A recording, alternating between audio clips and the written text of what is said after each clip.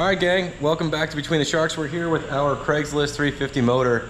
We are going to do another test on the heads. We did a leak down test in this other video over here, but now I'm going to show you a more different, more literal kind of leak down test that you can do if your heads are off the motor, or if you just picked up a set of swap meet heads or junkyard heads or whatever else, to look for major problems.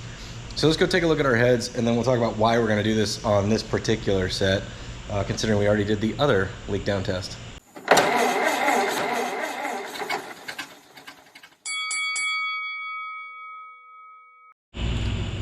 All right, so here is the driver's side of our busted 350 head. We had all sorts of problems. Like I said, we're not going to review all of that stuff, but one of the things I noticed now that all of the rockers are off, when I was disassembling the motor and taking the heads off, I realized the nuts on the rocker studs were different, meaning somebody had removed them and put new ones on at some point for some reason. So that was enough to tell me that I was making a massive assumption when I did the leak down test, and that was that the valves were properly adjusted, meaning that if somebody had changed all the nuts, they could have just randomly put it together planning on adjusting the valves later. I found a lot of bubbification in here. So what I didn't do was stop there, set the valves, and then do another leak down test. I just went ahead and pulled the heads and decided to look inside to see if this motor was worth pursuing at all. And it does seem like it is, but that's also enough to bring me back to the heads to show you guys just a quick way that you can basically check your heads if they're off your motor. So if you just picked up something that looks machined, or looks as bad as this from the junkyard, at least you can kind of see what you're in for. So let's talk about what you need. That's it. Water and Dawn. All right, let's go ahead and do a quick, anatomy lesson of a cylinder head for those of you that are brand spanking new to this. This would be down on the motor, as if we were looking at the motor here. This is the bottom. So your exhaust manifold bolts on here. So if we flip it up, you got all kind of holes up here. So these are water jackets. You have coolant that runs through here up to your intake and back out to your radiator. Obviously these are small block Chevy heads, so we're gonna just stick with that for our anatomy of the head part. These are your intake ports. You have 4 per side because you got 4 cylinders per side. And this is an exhaust crossover, which some people use, some people block off. Basically, it routes exhaust gas through your manifold to help heat it up. That's, I'm sure it does other things. And people can talk about the benefits or the disaster of using this and not blocking it off, or blocking it off in the comments as they see fit. Back on the underside, we've got our valves. The larger valves are our intake valves, and the smaller valves are our exhaust valves. You'll notice that they basically mirror each other from the center out, and you'll notice it's sort of a, you have an exhaust on the outside and an intake runner, then an intake runner, exhaust, exhaust, intake runner, because that's just how the mechanisms work. So for this literal leak down test, got it on a towel on the ground because this gets messy potentially, but basically you take your water and you fill your intake ports.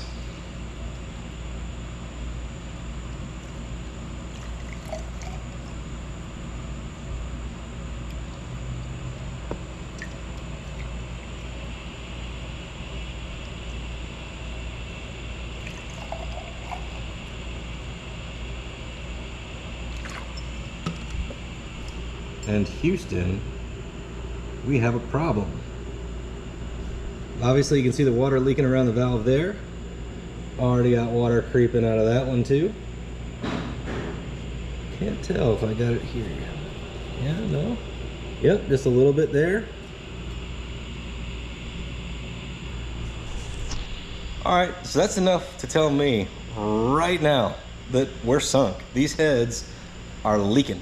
Like, that's not good. So no matter what the exhaust valves do, these heads need to go to the machine shop. And if one needs to go to the machine shop, they kind of both need to go and get treated. We got 3 out of 4 intake valves leaking. So that is a problem. Is this an exact science? Hard no. Do we see evidence of a problem either way? Sure. Did we get that from our leak down test? Yes. But at this point, we know that there is no tension on these valves whatsoever, that the valve spring should be holding them as seated as they seat, and that's it. You know, in theory, sure, the compression or whatever might help push that closed a little bit, but I think it's safe to say that that's not okay. All right, phase 2 of our experiment, slightly different arrangement and requires another tool, an air compressor. Or you could get a can of canned air, but you know, may as well have an air compressor. Went ahead and threaded some spark plugs in here. We're gonna do some water, but this is also the phase where the Dawn comes in because it's good for a lot of stuff. Cleaning ducts, cleaning your hands, and making bubbles. All right, got some water. We're gonna go give that a 1/4 duckling's worth of Dawn in there. That ought to do it. Go ahead and use the old thumb plug. All right, we got some bubbly water. It's mixed up. Believe we had issues here and here, but we're gonna find out. So ran the spark plugs in to fill this hole so the water doesn't drain out, which it will out of the intake a little bit. All right, something like that. Now we're gonna go get compressed air and shoot it up through the exhaust ports and see if we get any bubbling action. Now, the air that goes through there is gonna have plenty of places to go that aren't just here, but it may indicate a problem. And if it does, we know that there's a pretty big leak because it doesn't, you know, the air's got other places to scoot out. So I'm gonna use this guy because it may get closest to the seat of the valve, which is really my best bet. Houston, we have a problem. Let's try this one.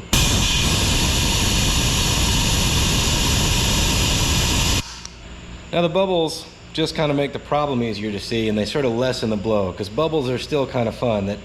But even in this case, when you see bubbles, when you're looking for any kind of air leak, whether it's on a tire or your valves or whatever else, it really spells bad news. But you know, we have learned in a literal leak down test with these heads off that we've got leaks both on the intake and exhaust side of this head.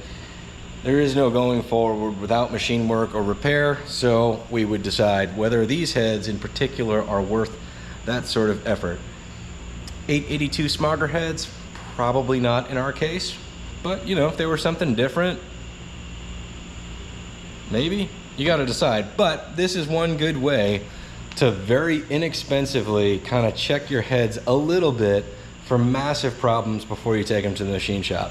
All right, so just so we're crystal clear, not only did I want to show you guys how to use this, but the reason for me diving back in on this was I have no indication if these valves were properly adjusted. If they were adjusted too loose, no big deal, the valve spring will be holding the valve up and that's that. But if they were tightened down, that nut can actually force the valve open a little bit, which, you know, if somebody just drove those things on with an impact driver and went, it really could have created a problem. We know now that that's actually not the case, that we do actually have leaky valves, because at this point, the valve spring should be holding everything tight.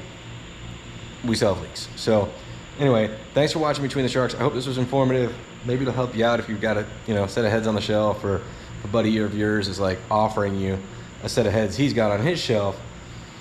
At least you know if they're gonna need a little work before you bolt them on. You know what I'm saying? Knowing's half the battle, right?